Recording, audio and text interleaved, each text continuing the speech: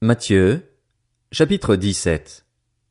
6 jours après, Jésus prit avec lui Pierre, Jacques et son frère Jean, et il les conduisit à l'écart sur une haute montagne. Il fut transfiguré devant eux. Son visage resplendit comme le soleil et ses vêtements devinrent blancs comme la lumière. Et voici que Moïse et Élie leur apparurent. Ils s'entretenaient avec lui. Pierre prit la parole et dit à Jésus, « Seigneur, il est bon que nous soyons ici. Si tu le veux, faisons ici 3 abris. Un pour toi, un pour Moïse et un pour Élie. » Comme il parlait encore, une nuée lumineuse les couvrit. De la nuée une voix fit entendre ces paroles.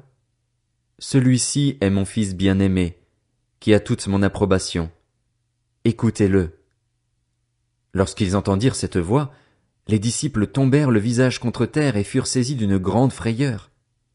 Mais Jésus s'approcha d'eux, les toucha et dit, « Levez-vous, n'ayez pas peur. » Ils levèrent les yeux et ne virent plus que Jésus seul. Comme ils descendaient de la montagne, Jésus leur donna cet ordre, « Ne parlez à personne de ce que vous avez vu jusqu'à ce que le Fils de l'homme soit ressuscité. » Les disciples lui posèrent cette question, « Pourquoi donc les spécialistes de la loi disent-ils qu'Élie doit venir d'abord ?» Jésus leur répondit, « Il est vrai qu'Élie doit venir d'abord et rétablir toutes choses, mais je vous le dis, Élie est déjà venu, ils ne l'ont pas reconnu et ils l'ont traité comme ils ont voulu. De même le Fils de l'homme souffrira de leur part. » Les disciples comprirent alors qu'il leur parlait de Jean-Baptiste. Lorsqu'ils furent arrivés près de la foule, un homme vint se jeter à genoux devant Jésus et dit, « Seigneur, aie pitié de mon fils qui est épileptique et qui souffre cruellement. Il tombe souvent dans le feu ou dans l'eau. Je l'ai amené à tes disciples et ils n'ont pas pu le guérir. » « Génération incrédule et perverse, répondit Jésus, jusqu'à quand serai-je avec vous? Jusqu'à quand devrais-je vous supporter? Amenez-le-moi ici. Jésus menaça le démon, qui sortit de l'enfant, et celui-ci fut guéri à partir de ce moment-là. Alors les disciples s'approchèrent de Jésus et lui dirent en privé, « Pourquoi n'avons-nous pas pu chasser ce démon? » « C'est parce que vous manquez de foi, leur dit Jésus.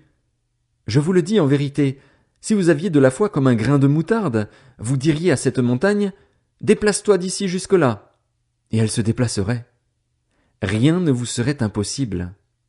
Cependant, cette sorte de démon ne sort que par la prière et par le jeûne. Pendant qu'ils parcouraient la Galilée, Jésus leur dit, « Le Fils de l'homme doit être livré entre les mains des hommes. Ils le feront mourir et le 3e jour il ressuscitera. » Ils furent profondément attristés.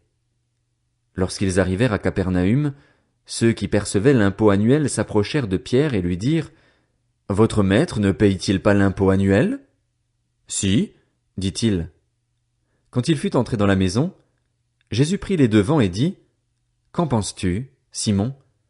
Les rois de la terre, de qui perçoivent-ils des taxes ou des impôts? De leurs fils ou des étrangers? » Il lui dit, « Des étrangers. » Jésus lui répondit, « Les fils en sont donc exemptés.